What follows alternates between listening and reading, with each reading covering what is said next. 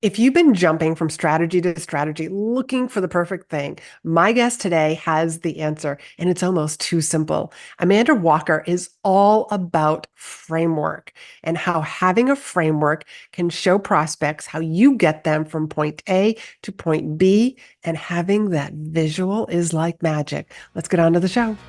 Are you a coach, consultant, or service provider who's frustrated with the growth of your business? You're in the right place. I'm your host, Laurie-Ann Murabito, and you're listening to Be in Demand, where I talk about how to leverage speaking opportunities to grow your business, get positioned as the expert, and monetize your expertise. Let's get on to the show. Amanda, thank you so much for joining me today. This is going to be such a treat because I was in your audience once upon a time with our friend Adam Shively, and now I get to bring you into my world and share you with my audience. Yeah, full circle moment, right? I'm really Yes. excited to be here and serve your people and get to know you more too. Thank you. So my audience knows that I'm fascinated by people's pathway, their journey to getting here. And I know that you started off as a teacher and now you are the best damn coach. So can you just give us the clip notes of this journey, how you got here? Yeah, I mean, it starts way back before then. My first job ever was when I was 15 and I was a coach. I was a high school or a basketball coach for 5 and 6 year olds. I would later become a high school basketball coach too, but um and that was a lot like herding cats. And it was also when I kind of realized like the power and the feeling of what it looks like to help another human being have transformation. And at that time, it was just me using frameworks to help them shoot better. But it was really a domino that would lead to a lifetime full of coaching. And so I went on to undergrad and grad school, studying science really, and also became an educator and loved it. And it was great. I taught also group fitness, CrossFit. I've coached a lot of things. I've coached educators. So every cell in my body is like coaching. And then I had kids and game changer. It was like, whoa, I thought that this whole teaching schedule was going to be exactly what would allow me to be accessible to them. And I realized I'd never be able to pick them up or take them home from school because I'd be in the classroom. And I realized that, my husband was on the PD. And so on the SWAT team, we were ships passing in the night. And so I knew that there needed to be a shift. So we decided to take a big old leap. I left my job, had no plan, and then totally stumbled into entrepreneurship and had my own health and kind of fitness journey that's always been a passion for me. And so I built my first business in the health and nutrition space. And I loved that. It was fun. I learned so much and it grew really rapidly. And so I started having coaches reach out like, hey, will you coach me? And I started seeing a lot of opportunity around this idea of just frameworks and processes to make coaches more confident. And so it was a few years ago, 3 years ago, that I sadly said goodbye to the health and fitness side of my business and went all in on coaching coaches. And so now I coach coaches to help them build out their signature frameworks and really utilize frameworks to help them stand out in their niche. And then I run a community called the Best Damn Coach where we help coaches make more money and just be really freaking good at coaching. I love this. I was listening to one of your recent podcast episodes where Adam was actually interviewing you, and I was like, her and I have so much in common. I was That's so a degree cool. in exercise physiology and have taught fitness, and it's been such a passion of mine for years. Can't Love claim the basketball stuff, although I am 5'10". Okay, you got the height for it. Yeah, I would have made a great basketball player. But when I did try out in high school, this is like nobody's ever heard this. I'm wearing jeans at a tryout because I don't have the proper clothing and nor do I know how to play the game. But I was like, I wanted to be on a team Yeah, and be a part of the sports part that's of so high fun. school. That's so cool. So let's just go right back to the framework because I think this is such an important conversation to be having with people. I think a lot of coaches are missing the mark by not having a framework. So in your words, please tell everybody why a framework matters. Yeah, I mean, how much do we have? Time do we have? I mean, to just put it simply, framework equals results. And so this is kind of where I have I want to put like a stake in the ground and stand from the mountain to scream is that the coaching industry is saturated. And there's a lot of what I would call fluffy coaches out there and coaches that aren't results driven. And the problem with that is it waters down the industry And so our consumers or people that want to invest in their services aren't really sure, wait, is this coach going to give me what they're promising? And so when you have a framework, it forces you in the creation process, the way I teach it, to reverse engineer your results so that you are absolutely guiding your clients through success every step of the way. And so that's why the first time, like I mentioned, when I was 15, my little boys had no idea how to shoot. And they also were 5. And so it was like, how am I going to teach them to actually figure out how to shoot? If I just talk at them, they're never going to remember it. So I came up with this cookie jar method, and I basically had them think about they were holding a cookie on a plate, and then they were reaching into a cookie jar, and they were dipping it in the milk, right? And so each cue was a specific movement to help them hone in on their form. And so the parents were like, "This is amazing." And when you're playing 5-year-old basketball, really it does boil down to like if they can get if your team can get one basket in, then you almost just might win the game. And so our team started crushing it, and I ended up having this kind of like parents that just wanted to be on my team, right? Because of the way I poured into the kids, the way I coached. And so I always like to say it allowed me to become the purple duck in a gym of other coaches. I was standing out, not because I was that awesome. I'd like to believe I was, but because I had a methodology that was creating success. And so that's what will happen for every single coach or expert or whoever you are in the industry is when you get results, more people are going to talk about how awesome you are.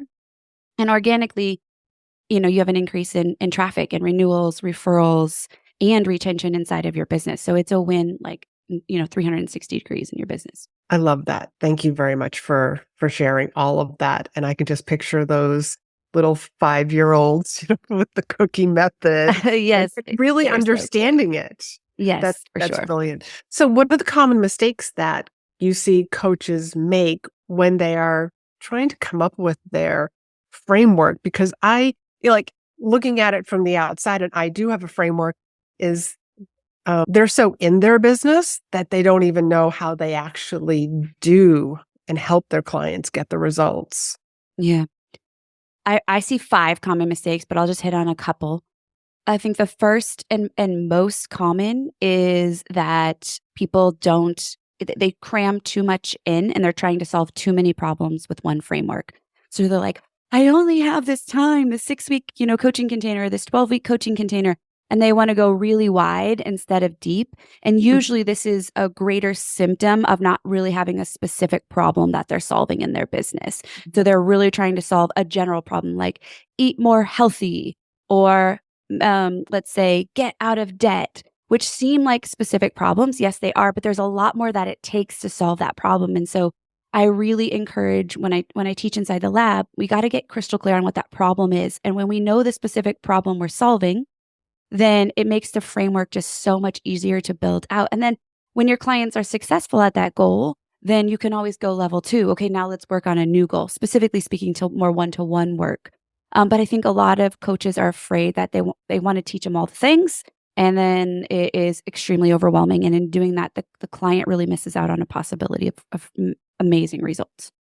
And you could have basically multiple frameworks Correct. or like your one-on-one coaching, this program, that program. Is that fair to say? Yeah, absolutely. I mean, I think to a point, when you're the other thing about frameworks, right, is it's scalable. Because eventually, let's hope, I got to this place in my business where I had no more capacity for one-to-one work. And so if I want to continue to make more money, then the only way is through group format, one to many, and whether that's group coaching, whether that's a course or a hybrid or something like that. And so it's very easy to hold somebody's hand through a one-to-one experience utilizing a framework. More challenging now is to coach 20 people at the same time. And so when we have a very clear step by step, then you're able to facilitate learning for 20 people simultaneously, and everybody's following the path. And I think that this is we're not thinking that way when we start business often because we don't know where it's going to take us. But you could easily, use that one-to-one framework. It could become, with a few tweaks, a group framework, but you might have multiple offers where you're solving different problems. And so different frameworks might come up, or you also have what I call micro or acute frameworks. These are the sub steps, maybe these like baby things that you teach inside that are more short term. So for me, this might be like my what I call the best coaching session blueprint, which is the way I teach my coaches to facilitate a group, a one-to-one coaching session. It's used very short, but it's a part of a larger framework that I teach to help a coach grow their business and make money. Oh, that was a brilliant answer. Now I feel smarter about frameworks. Yeah. Um, so what's the first step that somebody could take in crafting their own framework? So first step is a bit counterintuitive, Mhm. but it is actually starting at the end. And when I was, You are a oh, woman after my own heart because that's exactly how I write speeches yeah, and well, it's teach a my framework, clients to write right? It's speeches. a Yes. framework. It's a framework. I teach a framework on how to craft a webinar. I teach a framework on how to write a talk. Like all of it actually is woven. Once you come through the lab, my students will just say, everything's changed. Like I just see everything differently now because I'm starting with the end in mind. And so this came from me, this is so ingrained in my brain is obviously from teaching, but my second year of teaching, my students had test scores that really blew all my colleagues out of the water. And so one of my colleagues came and said, like, did you just give the kids the test? Did you let them study right from the test? I was offended. And also, what I could see was that my colleagues were just showing up each morning winging it. They were like, okay, what's next? Okay, I got to get there. Where I took the time and studied the end of semester exam. I knew exactly what I wanted them to master. And then I reverse engineered the small milestones, the unit tests. I built out quizzes to support the unit tests. I built out my lessons accordingly. And so we want to wrap that same mindset into coaching. This is where so many of us are afraid. We don't stand confidently behind our offers because we haven't taken the time to do this. And so we're like, crap, are they going to actually get the things that I promised? Well, I guarantee if you map it out from the end and reverse engineer and you ask yourself, but what do I tangibly want my client to have when they finish this coaching container? Then I'm able to figure out the baby steps in that process to guarantee that that result exists at the end. Darn. I really like that. Yeah, good. And again, we have so much in common. I call it Stephen Covey. It's like starting with the end, work and just 100%. work your way back to the beginning. Mm, Yeah, it's uh, so good. wonderful. Now, the other thing that I see coaches struggling with, and like myself, just like you, when I left my corporate job, I mean, I had no business plan. I knew nothing about marketing and sales.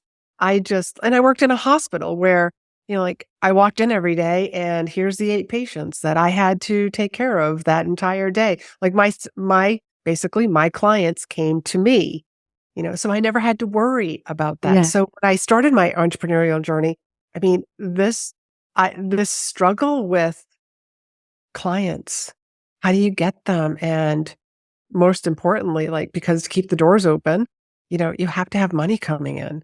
Mm, It's something that I still see today in a lot of coaches. yeah. I think it's the number one struggle I would have coaches coming to Mhm. me to talk about, like, how do I get clients consistently? And I think this is a complex question because there's definitely the strategy piece, which I definitely am happy to speak on. And also, there is this willingness to get out of your comfort zone and be uncomfortable and just start where you're at. And, I always joke, but my first clients, I charged $50 a month. I had no idea what I was doing. I was afraid to talk about money. I, Mhm. at the time, was doing nutrition coaching. It was all email based. I wasn't even seeing a client in person. I was randomly invoicing people on PayPal because I didn't have a system in place.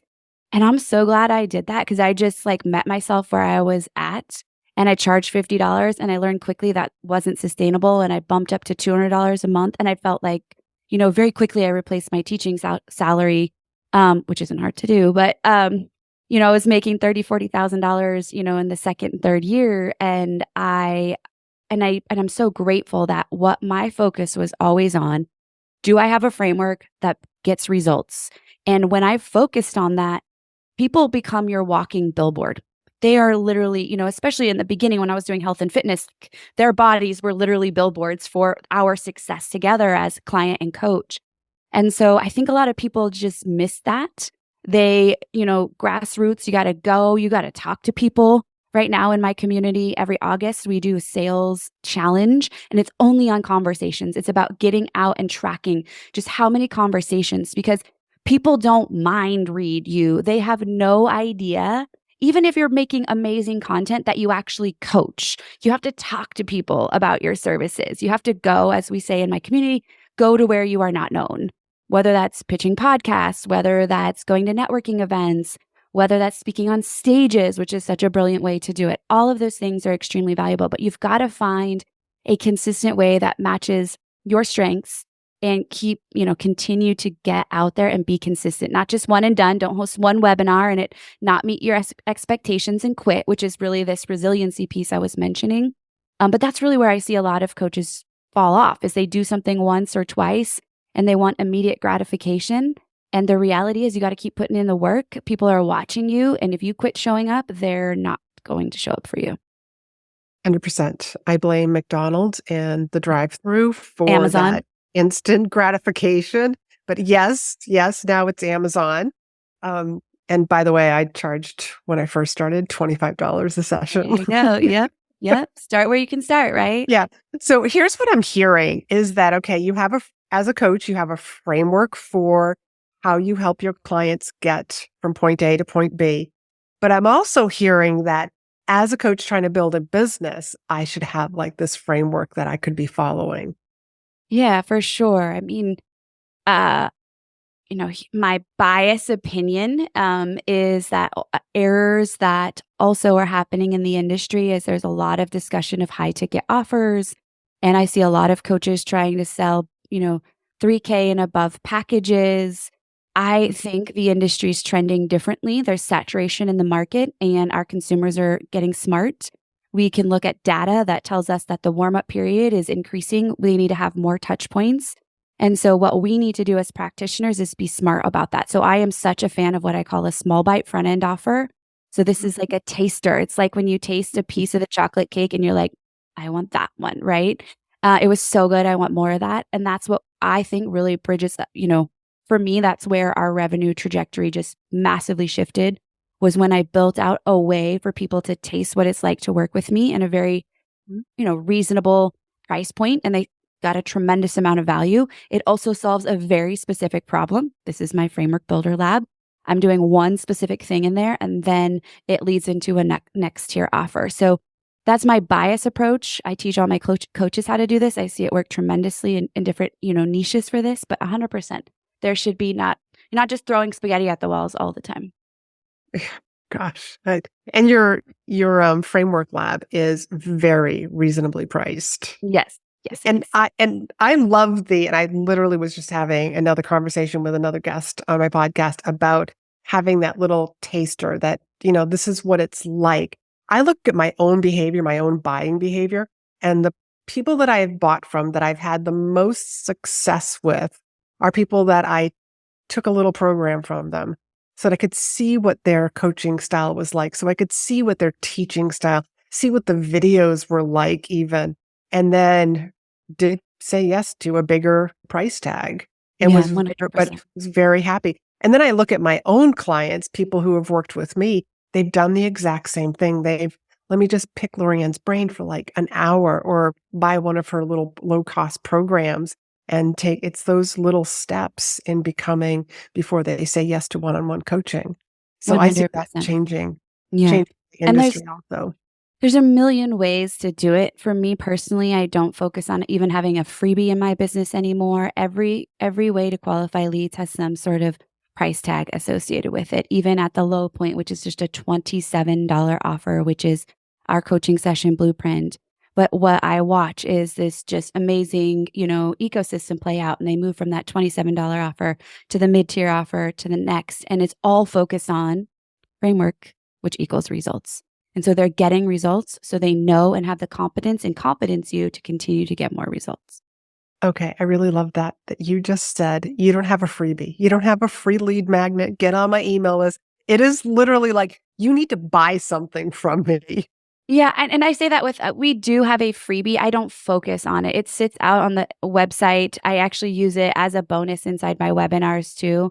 But it's not a focal point. Like we're not like, man, that's not working. I'm more like, how are the organic and the paid advertisement going to our $27 offer looking? Because I know if somebody's buying, that is a highly qualified lead. And I'm okay with not making any money on the front end of that $27 offer. That's also what I want to say is it's an SLO, which means self-liquidating offer. The goal being that it's really about that person having such great results that they want the back end offers. I love that. And it's also another example of you get to do it your way. Stop looking at everybody else and mimicking and copying them. Yeah. 1,000,000%. Yeah. So what is the squirrel effect? And why is it like, I know that this is something that you talk about, and why is it so relevant, please? Yeah. I struggled with this myself, so I know it well as I speak to it. But in the beginning, I remember so clearly, Amy Porterfield is like my online business girl crush. Hopefully, your listeners know you should listen to Amy's podcast, Online Marketing Made Easy. First podcast I ever listened to, and she just brings the value so much. And so I signed up for a webinar of hers, and I remember I so excited, get on my computer, and I go to join, and it's like, full, you can't get in. And I was like, what? It's like it's reached the 1,000-person limit. And unconsciously, what this did for me is it implanted this belief that that is success. Like I have to have 1,000 people and the doors have to close. And so what I found very soon is that that became my also comparison mark. So here I am just starting out business, and my webinar, first one had like one person in it and they left midway through. The next one was like my mom and handful of other people. But I was like, I suck. I'm not doing this right. I don't have 1,000 people. Like I was so just not even there yet from a business perspective. And so what happens often is when we don't get that immediate gratification, or we tell ourselves the story, it's not working, I should already be there, this isn't happening fast enough, then we get in this cycle of abandoning the mission, the consistency, and then we go back to, I have this graph that I wish I could draw out for you right now. But what happens is we go back to the beginning. So then we're like, what should I try again? Oh, this time I'm going to do a challenge. Or this time I'm going to try to speak on stages. Or this time and then again, we go through that same process. It doesn't end up like we think it quote unquote should. And so it's this constant like squirrel temptations, like from the movie Up. It's like, oh, that shiny object. Like this person says webinars work. This person says stages work. Instead of just sitting back and saying, what methodology or what way feels like it's most aligned for me. So for me personally, stages, my own stage, my webinar stage, or going to speak on stages is where my wheelhouse is. So I consistently, every single week, I've had hundreds of webinars. I host a webinar every Tuesday at 10 a.m. And I get to do it every week and assess what worked well, what didn't. Sometimes it goes like I want, sometimes it doesn't, but it doesn't mean I abandon the mission. And I think far too many coaches and business owners in general abandon before they're about to hit that point of like exponential growth. And so I would just encourage anybody, like stay the course, pick something. Like our company motto in 2024, by the way, is same but better. Because I know about myself, I love to try new things. I'm a quick start. And so my OBM and my team, I'm like, hey, if I try to put a new offer, I made a promise, there's no new offers. So we've been having the same 2 offers for the last 2 years. And I've gotten so good at them. They're just like selling nonstop. If I would have squirreled all over the place, we would not be, nearly as profitable as we are. So that's what Brilliant. Absolutely brilliant.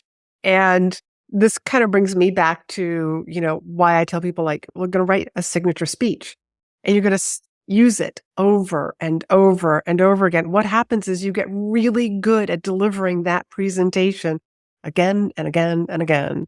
Same thing with any stories that you're telling people. There is something about repeat, but I'm one of those people. I'm a quick start also. Yeah. And I love to change path because it's just like, and in the human design world, I'm a manifesting generator. And too. Yeah, so we love to try new things. And Yeah. let's go over here. And I have to just tell myself, nope, here's what I do.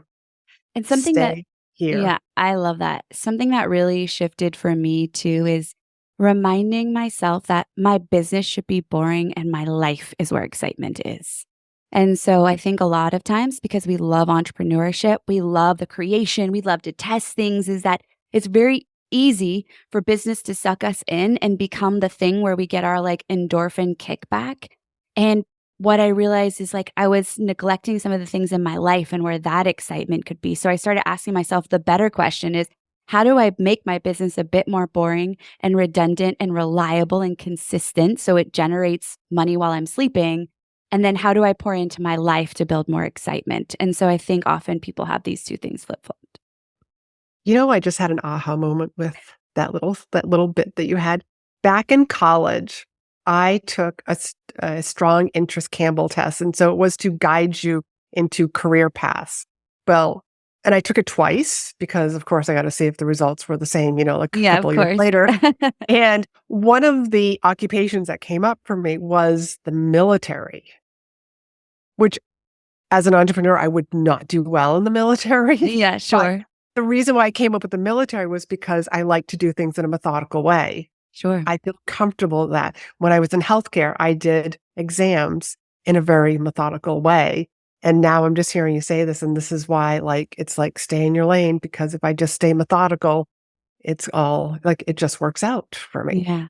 Again, the more consistently you can, speak your signature talk, you can do the webinar, the more quickly you make adjustments and the more you increase the ROI of giving that, talk. If I give my webinar once every 3 months, then one adjustment and getting the feedback is going to take time. If I do it every week, like I could literally make a change last week, implement it this week, and watch. Does it impact my conversions? Do we sign more clients because of it? And so there's so much beauty and consistency. Yes, yes. All right. I also know that you talk about this thing called the land of the lost. Yes, Share yes. with my audience about this. Yeah, this goes back to that squirrel conversation. So if you were to imagine time, right, and just going back to that input is when when we're working and we're looking and we're chugging along and it doesn't work, right? There is this gap that exists between expectation, what we think it should be looking like. I should be making six figures already because that's what people told me that you can do in year one. And there's this reality though. And if we were to graph these, we would see that often the crux of what's holding us back is this large gap between reality and our expectations.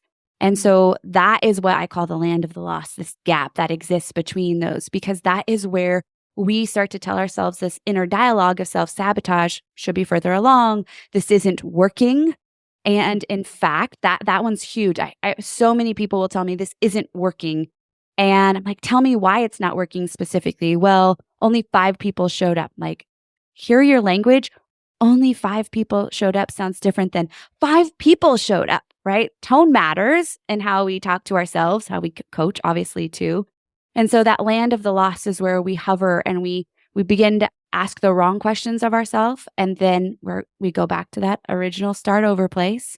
And it's just, if we would have just stayed the course, it's like the gold miner that quits too early. Or if you've read Think and Grow Rich, where he talks about the family that would hit gold and then the line died out and the fault line died out. And so they walked away, sold all of their equipment, and then only to come find out that like it was 3 feet away and they missed it the whole time. Yes. And so I think that's often, where people get lost and they were like just so close. Have you ever read the modern day parable to Think and Grow Rich, which is 3 feet from gold? Oh, I haven't. It's very entertaining. I brought it on a vacation and couldn't put it down. Oh, that's so good. So I homeschool one of our kids and I select the reading. And so we just kicked it off. And so when he reads, I read with him. So we can discuss it. So he's reading Think and Grow Rich. So maybe I need to add that to the follow-up menu this year. Very nice. So if you could go back in time, and start all over, and you get to like we're going back now with all of your knowledge and all of your experience, what would you do differently? Yeah, this is an easy one for me. I made a lot of money, in the first 4 to 5 years in my business, but I made it because I had lots of offers. And while that isn't a bad thing, it was great. I mean, I just go back to teaching and remember like the thought of making $1 million wasn't even going to happen in my entire teaching career, let alone in a matter of a couple years. And so I felt like I was like, holy moly. But the problem with that is that you go wide instead of deep and Mm, you're exhausted trying to facilitate so many offers. It's messy on the back end of the business. And so if I were to go back, I really wished I would have held on to one signature offer, two signature offers. I would say that small bite offer and then a signature offer, and just focused on their growth and focused on optimizing that. And so the business model I have today is a result of that learning. I literally burnt it down when I closed my health and fitness side. I said, if I'm going to do this, I'm going to focus on coaches only. Then I also want to be an example of what's possible because many coaches would love to be inside the business model that exists today. And so I also know is coming into a season of life where I have teenagers, a 14 and a 12-year-old, almost 13-year-old, and time is short with them. Like before they go and they start pursuing their own dreams, and so I knew I wanted less and get more, and so I would 100% go back and dial in signature offers and really just stick to maximizing that because I think I would be having made a lot more money in an easier way by this time. wonderful. Before we close, before I ask you my last question, and for you to share with everybody where they can find you, Mm. is there any last piece of advice you would like to share with my audience? I mean, there's just the thing that I love to say when this question gets asked of me is a mentor offered this to me early on, and I feel it's my obligation to share it with people is it's very, many of you might be transitioning out of a career. You're doing this thing on the side as you are building something, and that can feel very daunting. And so, when there's so many things you want to do, the reminder I always love to give is just like take one action step a day. Just do one thing a day. And sometimes that one thing could be many things, but it's just like send the one email, make the one post, have the one conversation. Some days you'll have room for 50 conversations. But that is compound. Like if you just stick with it, and keep showing up, then you'll be able to look back and go, okay, I was consistent, even baby steps, and that has paid off dividends. Oh, I love that. That's a great piece of advice. So what's an impactful book that you have had, that you've read? Yeah, I'm such a geek for 10x is easier than 2x. It's a combo Dan Sullivan, Ben Hardy book read. I'm on my fifth listen of it, and I just love it for so many reasons. It's really met me where I'm at in the last couple years, but it's still one that I cannot seem to put down. And then I would say a spiritual book would be the book Soul Keeping, which is another Mm, one that I've read multiple times too. I have not heard of that one, Oh, but good. I have heard of the first one. Fantastic. Would you share with everybody where they can find you, follow you, because you are just absolutely brilliant? Oh, thank you so much. Yeah, at first, just love to connect with you on Instagram. I hang out there. It's me in the DMs for real. So if you have any questions or just want to chat, I'd love to meet you there. So my handle there is A Walk My Way. And if you're just interested in learning more about frameworks, I host a weekly workshop. As I mentioned, you can sign up there for free at amanda-walker.com/framework. And I host a podcast, Best Damn Coach. You can find me on any platform and listen away. Yeah, definitely go listen to her podcast, and the link to her webinar will be down below. And you do that weekly, which I think is wonderful. That's just rinse and Yeah, repeat, for sure. doing the same thing over and over again. It's not sexy. Not at all. That's okay. Yep. Amanda, thank you so much for coming on to the Be in Demand show and sharing all of your brilliance with my audience. I know that they're all going to benefit from everything that we just talked about. Awesome. Thank you so much. I'm so grateful to connect.